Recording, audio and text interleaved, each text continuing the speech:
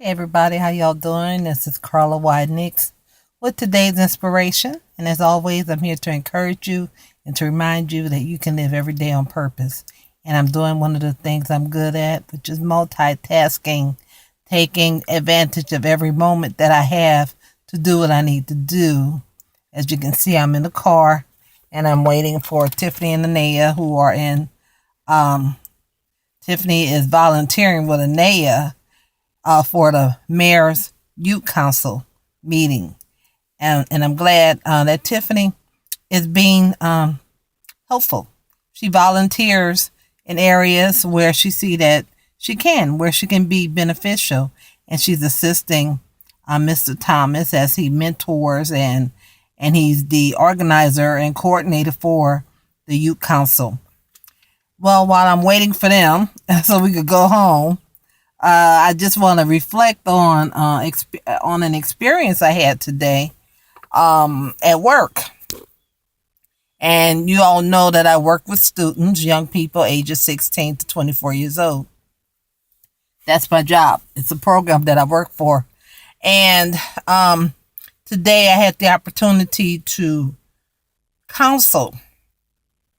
That's the word they used, really, was to counsel with some young people. And it was some behavioral issues where their participation in the program was in jeopardy.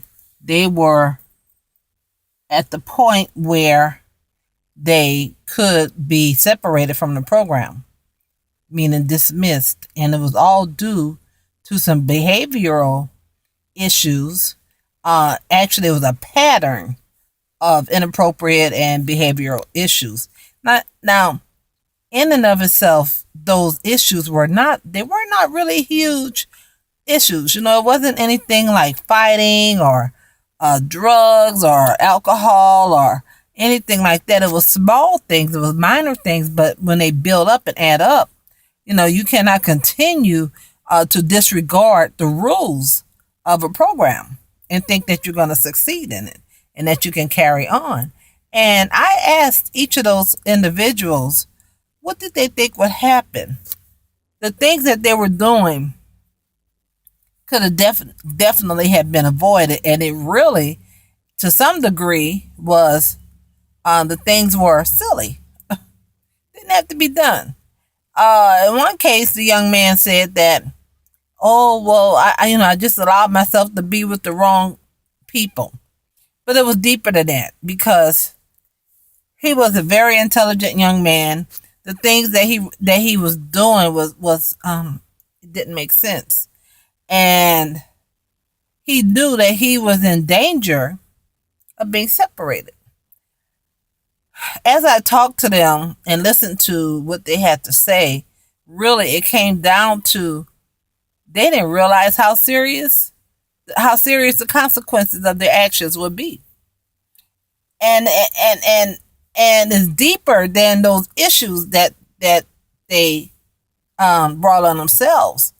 It's a pattern of behavior from before they came there.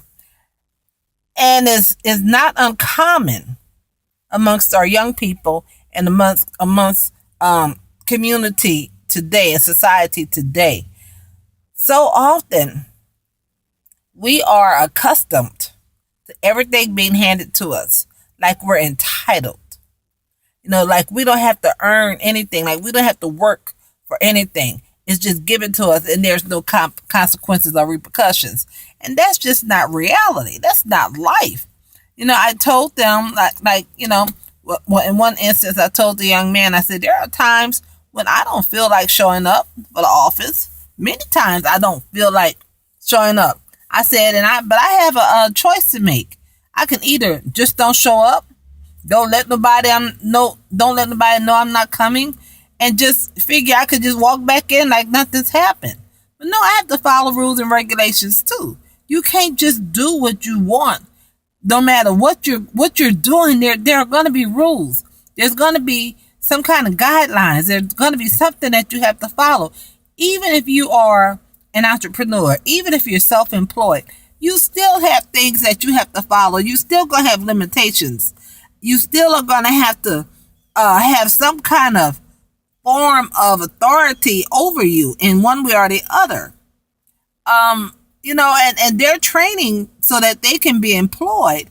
But with that kind of action, he was told that they cannot feel comfortable with placing him on anybody's job because nobody's going to hire you if you have a history of not showing up or just walking off or lollygagging around. How can you recommend somebody like that for a job, especially in a good field where you can make good money? Our students go into fields where they make more money than we, the staff, make. So, you really have to do your best. But the attitude is that, oh, well, nothing's going to happen.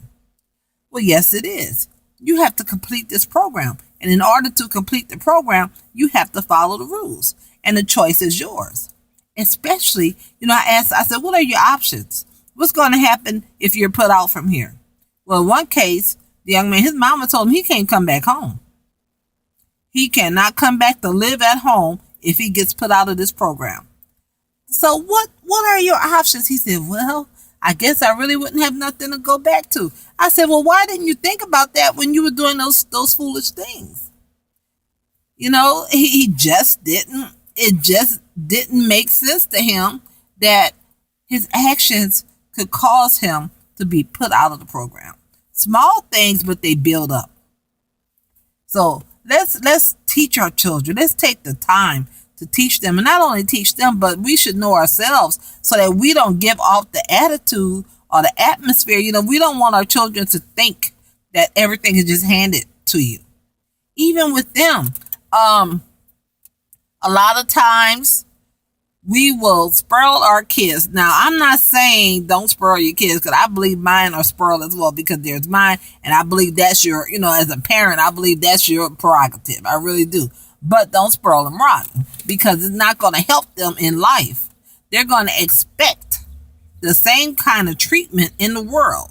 And nobody's going to love you like your mama. Nobody's going to love you like your daddy. Nobody's going to treat you as well as your parents.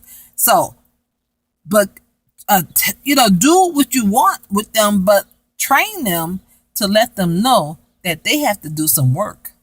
That nobody's gonna care if you get up and go to class. If you were going to college, those teachers not gonna call you and say, "Where are you?" Either you show up or you don't. Either you take the test or you don't.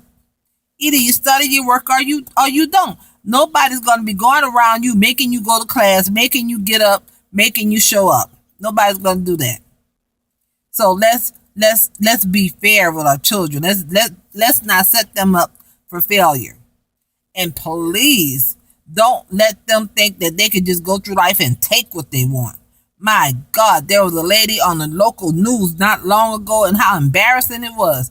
She was upset because her son was arrested for shooting someone.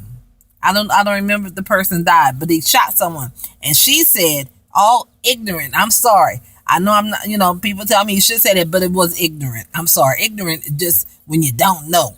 I'm giving her the benefit of the doubt. She said, well, my son not going to shoot nobody. I'm not saying he won't hold him up. I'm not saying he won't steal, but he won't shoot nobody. How ignorant can you sound? You're saying it's okay to go and take what you want? Because she actually literally said that. I'm not saying he won't take it, but he won't shoot nobody. He might as well. I'm just saying. What's the difference? And if you're going to go take something, if you want it bad enough and there's resistance, who's to say you won't shoot somebody for it? So let's not accept that. Now, I have a son.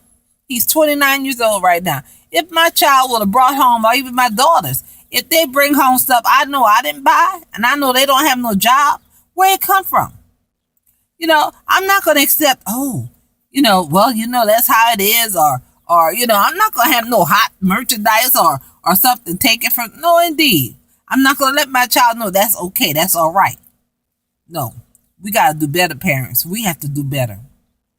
Okay, God blessed us with our children, and we should do right by them and do right by God, because they are a gift from Him.